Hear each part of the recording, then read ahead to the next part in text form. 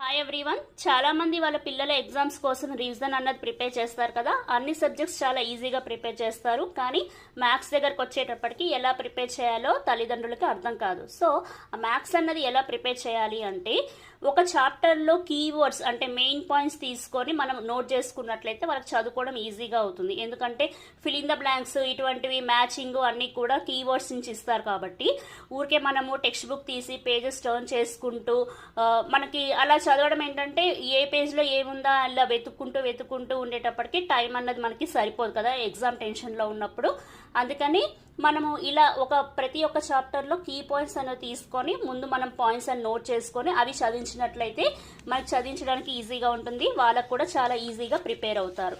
అయితే ఇంకా ప్రాబ్లమ్స్ దగ్గరకు వచ్చేటప్పటికి అయితే మ్యాథ్స్లో చాలా ప్రాబ్లమ్స్ ఉంటాయి కదా, అన్నీ ఎలా చేయించాలి అనే సందేహం రావచ్చు. అలాంటప్పుడు ఏంటంటే ప్రతి ఒక్క చాప్టర్లో కొన్ని ఎక్సర్సైజెస్ అనేవి ఉంటాయి కదా, ఒక్కొక్క ఎక్సర్సైజెస్ తీసుకొని దాంట్లో ఒక్కొక్క మోడల్కి ఒక్కొక్క ప్రాబ్లం కనుక మనం చేసినట్లయితే అవే మోడల్ని మనము నెంబర్స్ మార్చి పిల్లలకి మనం ప్రాక్టీస్ చేయించవచ్చు. సపోజ్ ఒక ఎగ్జాంపుల్ తీసుకున్నాను అనుకోండి, నేను మీకు ఇప్పుడు చెప్తాను. ఎక్సర్సైజ్ ఇప్పుడు సపోజ్ ఎక్సర్సైజ్ 1.2 తీసుకున్నాను నేను. ఎక్సర్సైజ్ 1.2లో ఏమేమి ఉన్నాయో మనం ఫస్ట్ నోట్ చేసుకోవాలి. అన్నీ మనకి రాయడం కుదరదు కాబట్టి బిఫోర్ నెంబర్స్ 1, ఆఫ్టర్ నెంబర్స్ 1, ఇలా మోడల్కి ఒక్కొక్క క్వశ్చన్ అన్నది మనం తీసుకున్నట్లయితే ఈ మోడల్ ప్రకారంగా మనము నెంబర్స్ చేంజ్ చేసి చేయించవచ్చు. అంటే యాజ్ ఇట్ ఈస్గా ఇవే ప్రిపేర్ చేయించకుండా మనకి మోడల్ అన్నది తెలుస్తుంది కాబట్టి మనం వాళ్ళకి రఫ్ నోట్స్లో కానీ బోర్డు మీద కానీ నెంబర్ మార్చి ఇచ్చినట్లయితే ఈ మోడల్ ప్రకారంగా మనకి ప్రాక్టీసింగ్ చేయించడం అనేది చాలా ఈజీగా ఉంటుంది. Circle, smallest number, greatest number, ascending order, ఇలా మోడల్కి ఒక్కొక్క క్వశ్చన్ అన్నది తీసుకొని మనం ప్రిపేర్ చేసినట్లయితే ఈజీగా ఉంటుంది. ఇలా ఎక్సర్సైజ్ 1.1,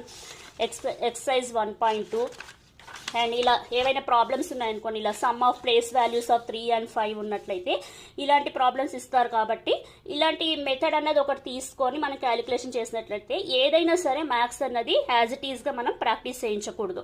ఓన్లీ మనము మెథడ్ అన్నది తీసుకొని ప్రాక్టీస్ చేయించాలి. అదే మెథడ్లో మనం నెంబర్స్ మార్చి పిల్లలతో ప్రాక్టీస్ చేయించాలి. ఎందుకంటే టీచర్స్ కూడా నెంబర్స్ మార్చి వాళ్ళకి ఎగ్జామ్లో ఇస్తారు కాబట్టి వీళ్ళు యాజ్ ఇట్ ఈస్గా ఇవే బట్టి కొట్టకుండా మనము మెథడ్ అన్నదే మెయిన్ ఇంపార్టెంట్, బట్ నెంబర్స్ అన్నవి మనం ఓన్గా ఇచ్చి వాళ్ళకు కూడా క్రియేటివిటీ, థింకింగ్ అన్నది తెలుస్తుంది. కాబట్టి మ్యాథ్స్ యాజ్ ఇట్ ఈస్గా ఇవ్వకుండా ఓన్లీ మనం మెథడ్ కోసమే వర్క్షీట్ అన్నది ప్రిపేర్ చేస్తున్నాము, బట్ మనం నెంబర్స్ అన్నవి చేంజ్ చేసి అనేది ఇవ్వాలన్నమాట. సో ఇలా కనుక ప్రిపేర్ చేసినట్లయితే మ్యాథ్స్ అన్నది వాళ్ళకి చాలా ఈజీగా ఉంటుంది. ప్రతి ఒక్క చాప్టర్ కూడా ఇలా ప్రిపేర్ చేసినట్లయితే ఎగ్జామ్కి వాళ్ళు టెన్షన్ అన్నది పడరనమాట. సో మ్యాథ్స్ అన్ని ప్రాబ్లమ్స్ ప్రిపేర్ చేయం కాబట్టి ఇలా మోడల్కి ఒకటి తీసుకొని నెంబర్స్ చేంజ్ చేసినట్లయితే బాగుంటుంది.